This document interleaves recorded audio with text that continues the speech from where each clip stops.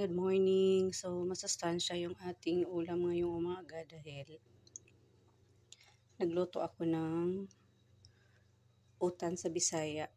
So, merong malunggay, talong, tsaka alugbati kasi yan lang yung laman ng aking rep guys. Then, sinahugan ko siya ng pritong bangus.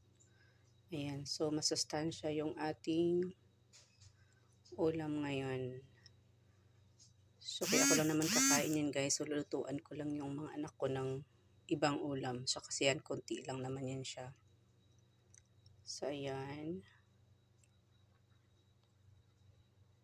So, ayan, magluluto na naman tayo ng ulam nila.